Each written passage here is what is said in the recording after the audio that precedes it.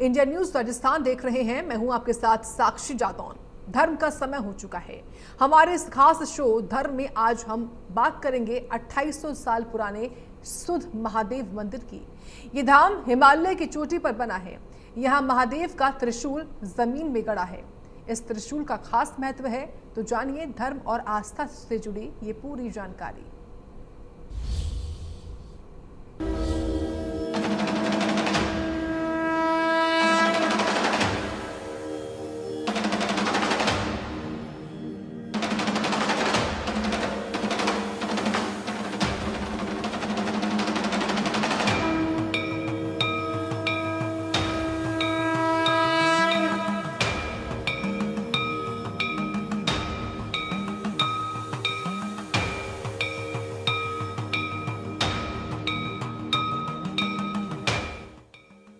हिमालय की चोटी पर महादेव का धाम। धाम के गर्भगृह के ठीक सामने जमीन में गड़ा एक बेहद प्राचीन त्रिशूल।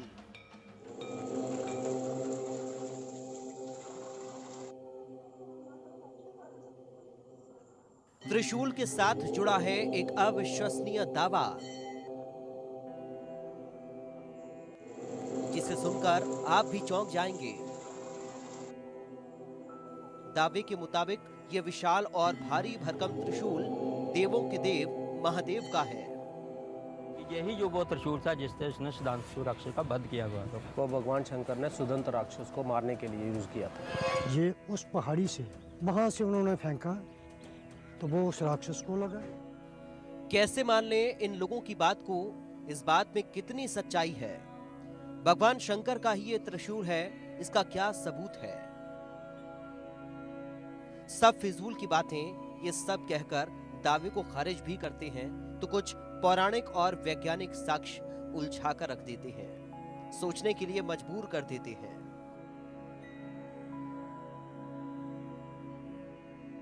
आखिर ये त्रिशूल किस धातु से बना है, आज तक किसी को भी पता नहीं चला। ये त्रिशूल महादेव का नहीं तो किसका है? कहां से आया? किसने मंदिर के सामने जमीन में गाड़ा?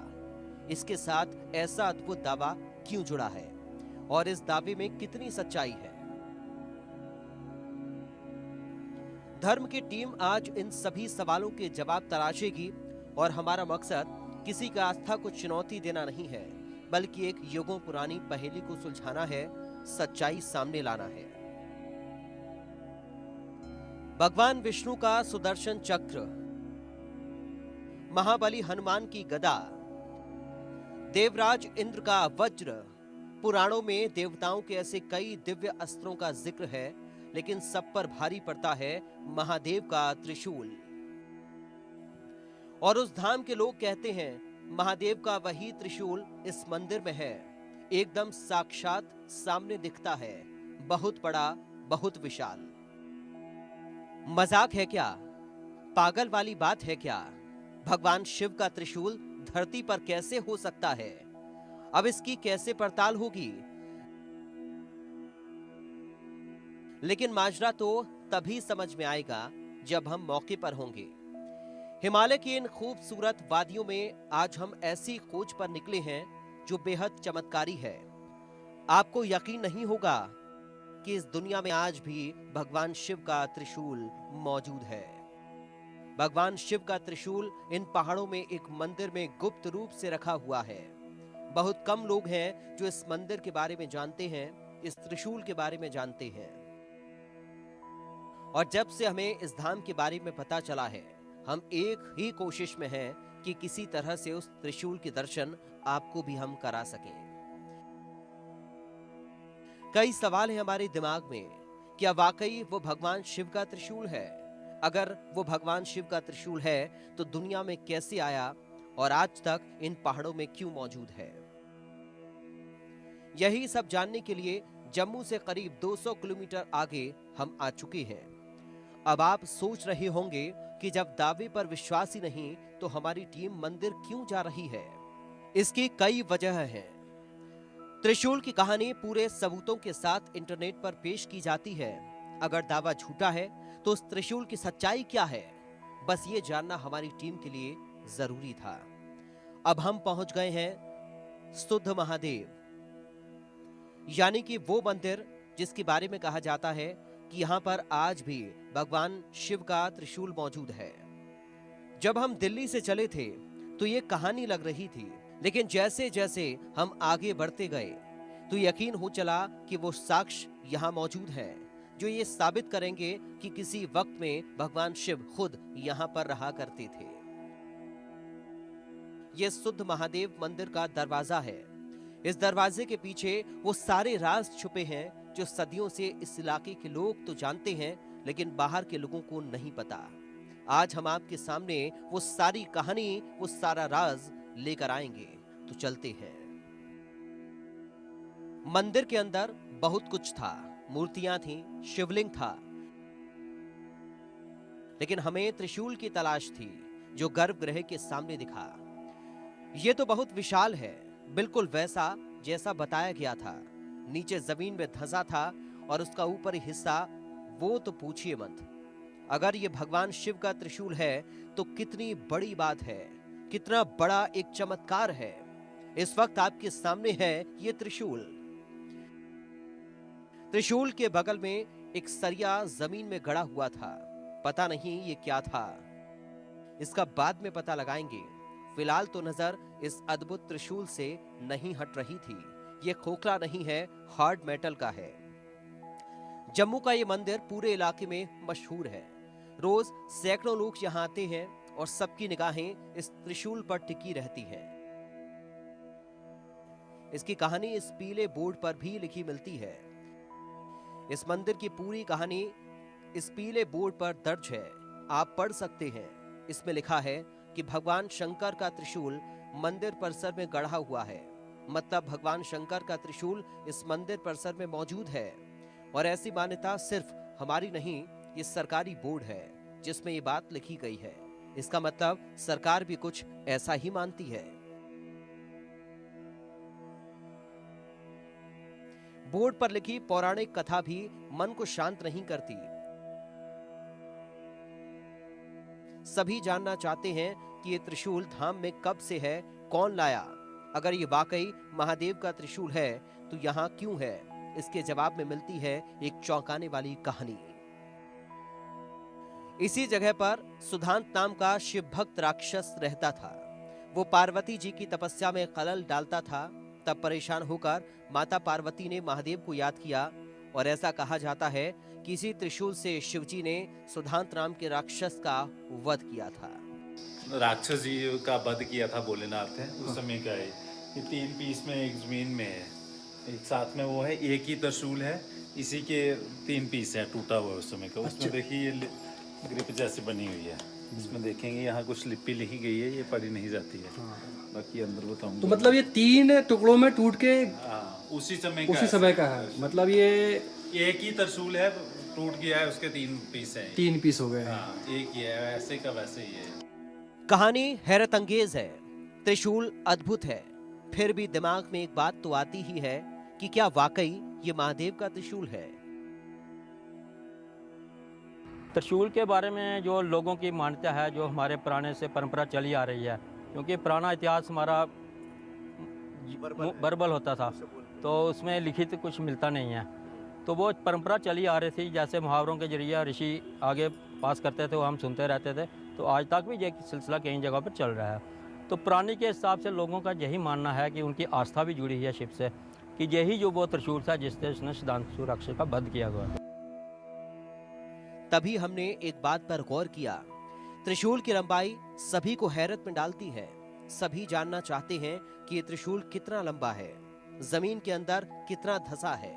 यही सवाल सदियों पहले एक राजा को भी सूझा था। जवाब आज तक नहीं मिला। 3 दिन खुदाई चलती रही तो जो उसका नीचे वाला सिरा था वो नहीं मिला। अच्छा, इतना गहरा इतना गहरा है। 3 दिन खुदाई भी राजे महाराजे देखो ना, उनके पास लेबर की कमी है। उन्होंने पत्नी कितने लोग लगाए थे। त्रिशूल के बगल में टूटा हुआ लोहा क्यों है? इस पर लिखी लिपि कौन सी है? ये लिखा क्या है? और वो कौन सा सबसे बड़ा साक्ष्य है जो इस त्रिशूल को महादेव से जोड़ता है?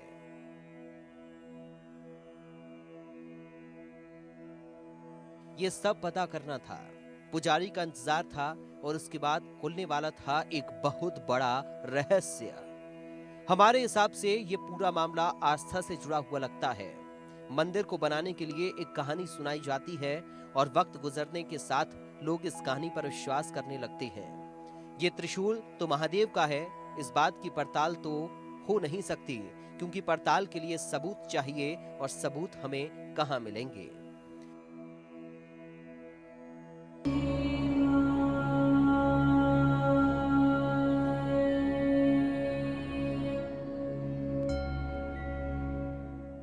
अब इसे इत्तेफाक कहें या कुछ और, मंदिर के पास का इलाका त्रिशूल से जुड़ी कहानी के सबूतों से भरा पड़ा है। सबसे पहले हमारी टीम मानतलाई पहुंची। कहते हैं यहाँ कभी राजा हिमाचल का महल था।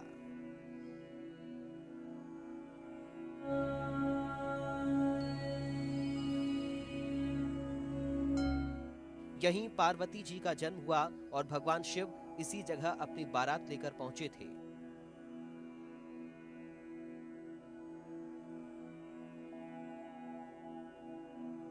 गवाह के तौर पर ये तालाब दिखाया जाता है। कहते हैं यहाँ पर कभी बहुत बड़ा हवन कुंड था।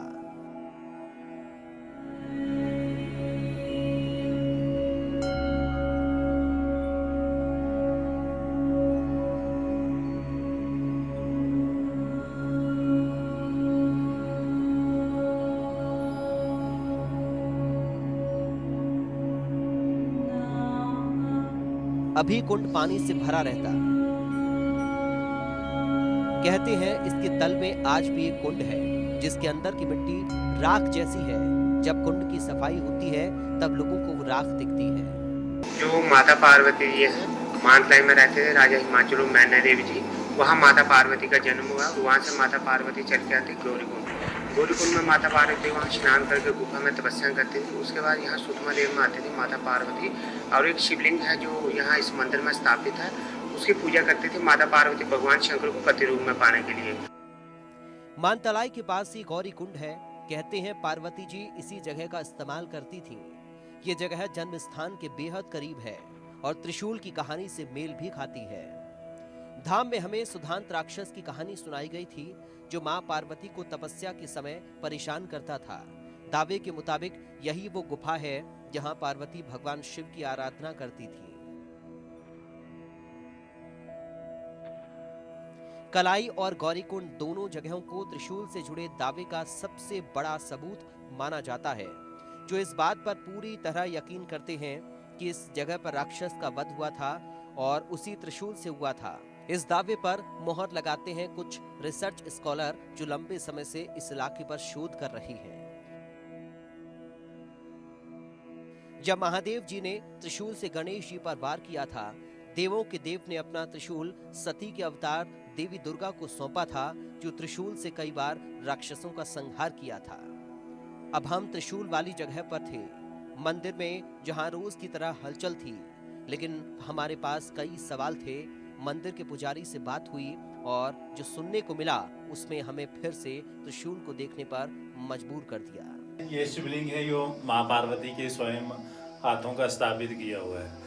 तो ये उस समय की बात है कि जब माँ पार्वती भगवान शंकर को अपने पति रूप में पाने के लिए घोर तप करते थे, तो माँ पार्वती का जो जन्म स्थल है यहाँ से 7 किलोमीटर आगे मानतलाई स्थान है, वहाँ हुआ है। और जो तप स्थल था उनका माँ पार्वती जी का, यहाँ से 3 किलोमीटर पीछे गौरीकुंड नाम स्थान है, तो वहाँ कहते थे। तो उस समय यहाँ कोई भी मंदिर या कोई त्रिशूल वगैरह कुछ नहीं था, यहाँ चारों तरफ जंगल था। तो माँ पार्वती जी ने ही ये जो साथ में शिवलिंग है तो इसकी स्थापना की थी। और वो रोज आते थे जहाँ जल चढ़ाते थे, फूल पत्ती वगैरह जो भी है इनकी पूजा करना और चले जाना। तो पता ही नहीं कितने 1000 साल या कितने 100 साल ऐसे ही वो यहाँ पूजा करते रहे। तो उस समय क्या, उस समय एक सुधांत नाम के जो राक्षस थे वो इस स्थान में रहते थे। तो जो सुधांत नाम के राक्षस थे तो उनको जो शरीर मिला था, जो उनका जन्म हुआ था, वो एक राक्षस योनि में हुआ था। नहीं ऐसे वो भगवान शंकर के ही भक्त थे, वो भी भगवान शंकर की पूजा करते थे। तो उन्होंने ही सोचा कि मैं ये जो मुझे शरीर मिला है तो इससे मुक्ति कैसे मिले। उन्होंने सोचा कि कुछ ऐसे उपाय करूं कि जिसके साथ कोई भगवान के हाथों मुझे इस शरीर से मुक्ति मिले, तो ये जो शरीर जो मेरा है वो शुद्ध हो जाए। तो जैसे ही यहाँ माँ पार्वती जी पूजा करने आते तो वो उनकी पूजा में विघ्न डालते। तो एक दिन उन्होंने फिर अपना जो भयंकर रूप था सुधान जी ने वो माँ पार्वती के सामने प्रकट किया। तो इतना भयंकर रूप था कि जैसे ही माँ पार्वती ने देखा तो वो डर गए। तो उस समय माँ पार्वती ने भगवान शंकर से प्रार्थना की कि भगवान मैं तो आपकी पूजा के लिए यहाँ आती थी, यहाँ तो मैं संकट में हूँ, मेरी रक्षा कीजिए। तो जो आपने बाहर त्रिशूल देखा, तो ये उस समय भगवान शंकर ने माँ पार्वती की रक्षा करने के लिए ही वहाँ से छोड़ा था। तो जैसे ही ये त्रिशूल आके सुधान जी के शरीर में लगता है तो वो भी उच्चारण करते हैं ओम नमः शिवाय, ओम नमः शिवाय। तो उस समय भगवान देखते हैं कि मैं तो बीच में हूँ, दोनों मेरे भक्त हैं, एक तरफ माँ पार्वती जी हैं और दूसरी तरफ सुधान जी। तो उस समय भगवान शंकर ने सुधान जी से पूछा कि बताओ सुधान जी मैं आपको जीवित कर दूं। तो सुधान जी बोलते हैं कि भोलेनाथ आए तो आपके हाथों जो राक्षस जो शरीर मेरा था वो तो मेरा शुद्ध हुआ है, तो मुझे मुक्ति मिली है, तो इससे बड़ा क्या चाहिए। तो भगवान शंकर ने बोला कि आप मेरे परम भक्त हो तो कुछ मांग लीजिए। तो उस समय सुधान जी ने मांगा था कि भगवान देना है तो कुछ ऐसे दीजिए कि जो मेरा नाम है वो अपने नाम के साथ जोड़ दीजिए। तो उसी दिन इस स्थान का जो नाम है वो पड़ा था शुद्ध महादेव। शुद्ध सुधान जी हैं और महादेव तो महादेव हैं। तो उस समय का वर मांगा है कि पहले भक्त का नाम आएगा उसके बाद महादेव का। तो ये जो सामने आप मूर्ति देख रहे हो ये फिर राजा महाराजों के टाइम में एक किसान को मिली है जमीन में से। तो वो जमीन में हल चलाते थे, तो हल चलाते समय जैसे ये उनके फाल को जो मूर्ति लगी मिट्टी में, तो इसमें से वो रक्त की धार जो है वो बाहर निकली।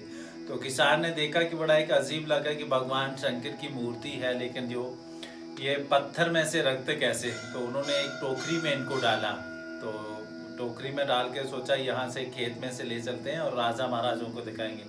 और जहाँ आते तक थोड़ा थक भी गए और सोचा कि यहाँ भगवान शंकर का शिवलिंग है, त्रिशूल है, तो क्यों ना इस मूर्ति को मैं यहाँ रख दूँ। तो उस किसान ने जैसे ही ये मूर्ति नीचे जमीन में रखी उसके बाद ये हिली नहीं मूर्ति। इसीलिए ये शिवलिंग है, प्राचीन जो शिवलिंग है ये साइड पे, क्योंकि जैसे ही ये मूर्ति रखी थी किसान ने वैसे ही रह गया। नहीं तो आपने देखा होगा कि शिवलिंग जो है वो आगे होता है, इसीलिए रह गया। तो इसमें उसके बाद जो राजा महाराजा थे उन्होंने ये मंदिर बनाए हैं काफी पुराने। तो इसी में ये मैं आपको दर्शन करवाऊंगा। ये तो सामने भोलेनाथ जी हैं जो सामने हैं, तो इस तरफ माँ पार्वती जी हैं, ये नीचे नंदी है। तो नंदी के ऊपर भगवान बैठे हुए हैं, इनके ऊपर गणेश जी हैं। तो इनके जो ये त्रिदेव हैं इनकी तरफ कान की तरफ देखिए माला के पीछे, तो इस तरफ ब्रह्मा जी हैं और इस तरफ भगवान विष्णु हैं। ये तीनों रूप में है, ब्रह्मा विष्णु और महेश, माँ पार्वती, नंदी और गणेश, इसी में वो है। तो आज दिन तक जो भी इस शिवलिंग पे जितना भी जल चढ़ता है वो मंदिर के बाहर आपको कहीं नजर नहीं आता है। यहाँ से अंदर जमीन में जाता है और फिर कहीं नहीं आपको दिखता है ये। तो इस मंदिर की पूरी परिक्रमा कर सकते हो। ऐसे भगवान शंकर के मंदिर की जो आदि परिक्रमा है ये यहाँ शुद्ध महादेव में पूरी परिक्रमा करते हैं। और ये जो आप देख रहे हो साइड पे छोटी छोटी समाधियाँ जो है बनी, तो ये यहाँ नाथ संप्रदाय के लोग जो है वो पूजा करते थे यहाँ। तो सबसे पहले यहाँ बाबा रूपनाथ जिनका नाम था वो आए थे भगवान शंकर की पूजा अर्चना करने के लिए। तो उन्होंने अपना जो शरीर है वो जिंदा समाया है। उनके बाद फिर एक के बाद एक जैसे ही उनका चेला बढ़ता गया, समाते गए, तो उन्हीं की ये सब समाधि है। जो सामने वाला मंदिर है गुरु गोरखनाथ जी का, तो ये उन्होंने ही अपने गुरु जी का बनाया है। तो बाबा रूपनाथ जी ने उस समय का एक धूना लगाया, वो आज भी इस कमरे में है। अब हमें दो सवालों के जवाब मिलने वाले थे जो हमने पहले उठाए थे। पहला, ये लिपि कौन सी है और ये क्या लिखा है। दूसरा, त्रिशूल के बगल में जमीन में धंसे इस लोहे की क्या कहानी है। चलिए पहले यही समझ लेते हैं।